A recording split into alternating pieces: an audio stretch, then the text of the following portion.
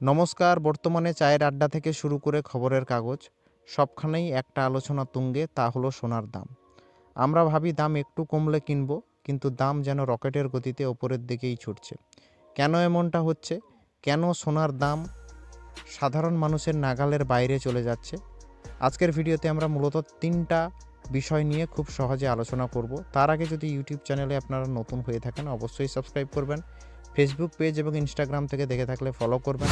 এছাড়া ডেসক্রিপশানে আমাদের টেলিগ্রাম এবং ইউটিউব চ্যানেল এবং বিভিন্ন ব্রোকারের রেজিস্ট্রেশন লিঙ্ক দেওয়া আছে, রেজিস্ট্রেশন করতে ভুলবেন না। সেখানে সমস্ত রকম আপডেট, অর্থাৎ হোয়াটসঅ্যাপ এবং টেলিগ্রামে সমস্ত রকম আপডেট কিন্তু ইউটিউবে আসার আগে আপনারা পেয়ে যাবেন। চলুন তাহলে শুরু করি। প্রথম বা মূলত প্রধান যেই কারণটা, সেটা হলো বিশ্ব রাজনীতি ও অস্থিরতা।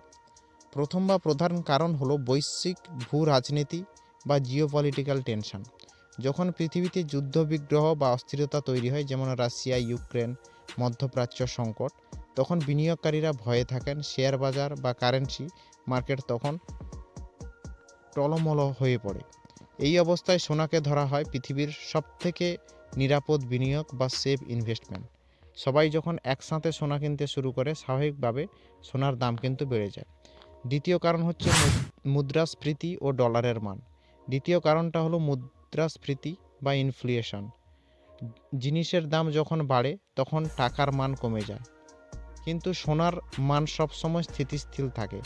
তাই নিজের জমানো টাকার ভ্যালু ধরে রাখতে মানুষ সোনা কেনে। আর একটা মজার বিষয় হলো মার্কিন ডলারের সাথে সোনার সম্পর্ক। আন্তর্জাতিক বাজারে সোনা কেনা হয় ডলারে। যদি ডলারের মান দুর্বল হয়, তবে সোনা সস্তা বলে মনে হয় এবং কেনার চাহিদা বেড়ে যায়। আবার আমাদের দেশে যখন ডলারের বিপরীত টাকার মান কমে, তখন আমাদের বেশি টাকা দিয়ে সোনা কিনতে হয়। ফলে স্থানীয় বাজারে দাম হু হু করে বেড়ে যায়। 3 নম্বর কারণটা, সেটা হলো কেন্দ্রীয় ব্যাংকে রিজার্ভ। অর্থাৎ আপনি কি জানেন, সাধারণ মানুষ শুধু নয়, বড় বড় দেশীয় কেন্দ্রীয় ব্যাংকগুলো, যেমন ভারতের আরবিআই, চীনের সেন্ট্রাল ব্যাংক, এখন প্রচুর পরিমাণে সোনা মজুত করছে।